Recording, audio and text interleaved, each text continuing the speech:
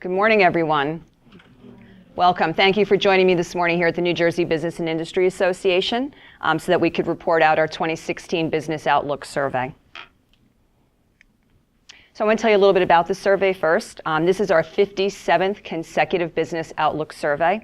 This is a survey of the NJBIA membership. The membership is comprised of 20,000 businesses across the state of New Jersey. That represents 1.2 million jobs in the state of New Jersey. And it's important to note that 88% of our members have 50 employees or less. So we are a very heavily dominated small business industry association. The survey was conducted between September and October, and we received 1,100 responses. These responses ranged from all across the 21 counties across the state. Every industry sector is represented, and 69% of the respondents have 25 employees or less. So again, this is a good snapshot of small business in the state of New Jersey.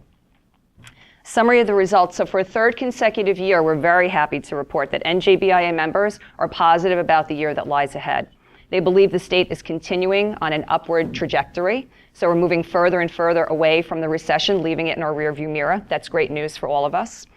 And another good piece of news is that our members are reporting that their business results for 2015 are meeting expectations. So a year ago, when they took this survey, they predicted what they would expect in 2015, and many of those expectations are being met as they're now getting their business results during the year of 2015. However, the survey does tell two interesting stories. One is about what our members see in the short term, and that's a positive outlook for next year. But the other side of the story is a continuing concern for the overall economic climate in the state of New Jersey, and that is having an impact on long-term planning, and I'll explain that in a little bit. So let's look at some of the numbers. NJBIA members look forward to continuing a positive trend in hiring as we go into 2016. 25% of those surveyed said that they would increase hiring in 2016, while 10% said they might decrease their hiring. That net result of 15% is 4% higher than last year's survey, clearly a positive trend. Equally positive is the sales outlook for 2016. A net 34% of companies expect their sales to increase next year. Now, if you look at this chart, I think what's a really great story is you see the very strong upward trend in post-recession, and we're holding steady on that in the last few years as well. I want to add also that in 2015, actual numbers, members are reporting that sales were up 47%. So far this year in 2015, those who provided responses to the survey say their sales are up 47%. Profits are also continuing to grow. This is a good sign. A net 25% of companies expect business profits to increase next year. This is pretty consistent with last year. And again, you can see the positive trends post-recession continue on the upswing. When it comes to purchasing, member companies are looking forward to increasing their purchasing going into 2016. Now, this chart, I'd like to draw your attention to the two shades. The light shade are actual results. So again, this is what members over the years have reported as their actual results in a given year. And the dark shading is what they expect in the year to come. Again, all consistent, strong numbers. The same for capital investment. So while we see that companies are having increased profits and increased sales, therefore revenue is being attracted for them, they are taking that and reinvesting it in their company, and this is really important. So capital investment in 2015, 68% of companies said that they made capital investment to improve productivity for their company. Going into 2016, 46% say that they will continue that trend. And what can employees expect in 2016? Continued increase in their wages, another strong positive sign for the economy. Another year where employers are saying that they will continue to bring increases in wages for their employees. So on this chart, again, the light shows the actual for 2015 across different percentages.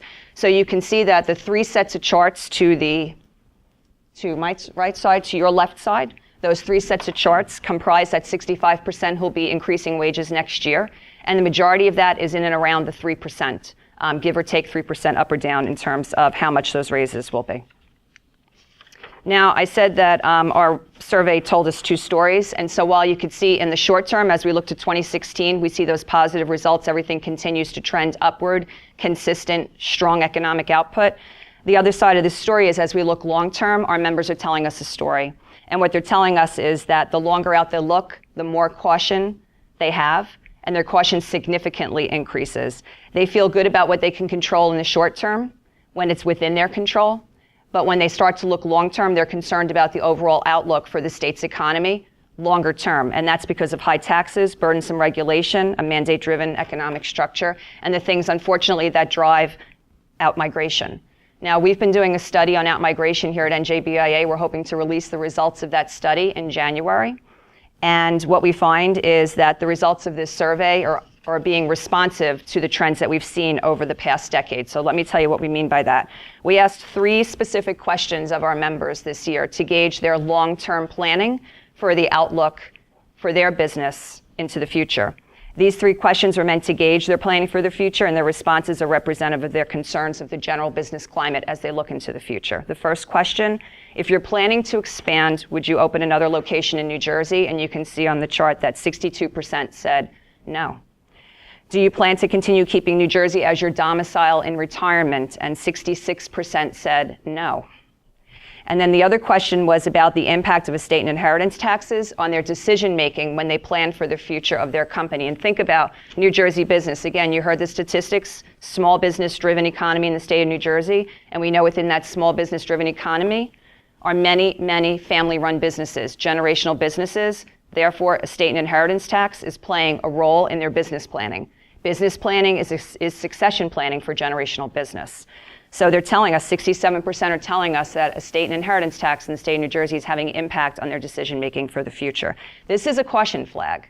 This is a caution flag for us. The good news is that this is a long-term projection, which means we have the opportunity to look at this data and do something about it, but it's a caution flag. These answers validate the research that we've been conducting so far on out-migration. Here's what we've learned so far in our study, that over the last decade, New Jersey has lost $18 billion in adjusted gross income.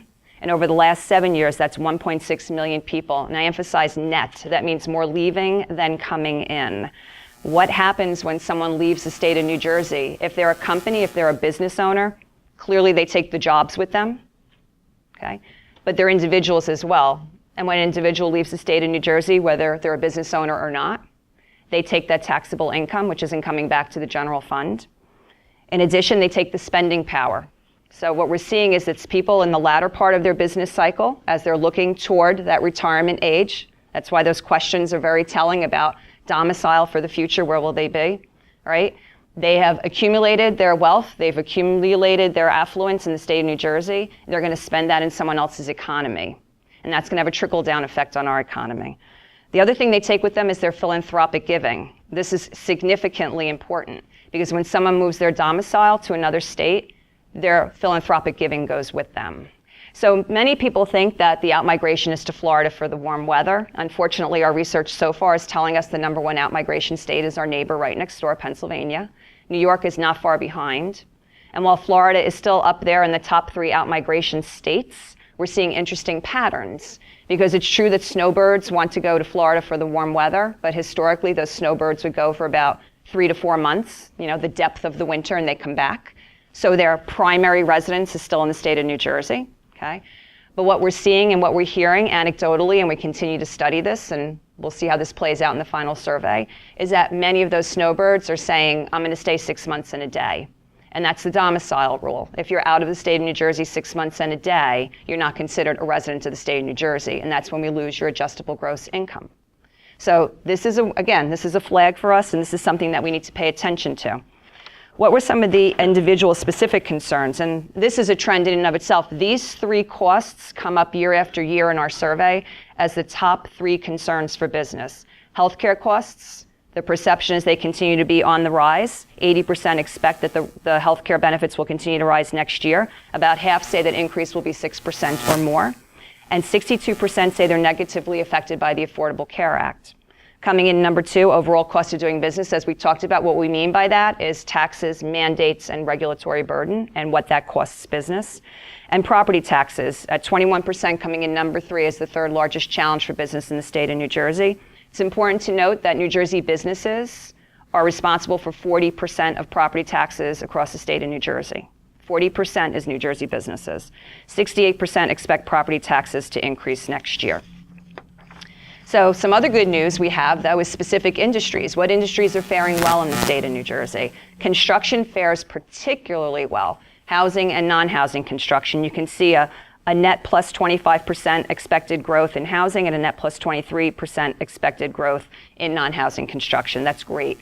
Other industries doing very well in the state of New Jersey: finance, insurance, real estate, communications and utilities, and manufacturing continues to hold a strong point in New Jersey. And we always like to dispel the myth that there's no manufacturing going on in New Jersey. There's a great amount of manufacturing going on in the state of New Jersey, and it's healthy at that, and it's growing. So that's good news. So in conclusion, we have a lot to look forward to in 2016. It's a good time for the state of New Jersey in the short term. Companies are feeling good. They're looking forward to having another year of good results in 2015. We're seeing those results play out. As they look forward to 2016, they're feeling optimistic about what lies ahead. They're feeling good about employment, wages, sales, and profits all continuing to grow. But there is a second side to that story, and that is that we need to start paying attention to the concerns that are on the mind of New Jersey businesses for the long term. The state's economic climate, and there are some opportunities that we have in order to send some positive messages to New Jersey businesses early in 2016 while they're continuing to plan for the future so that hopefully we can start to address some of those challenges.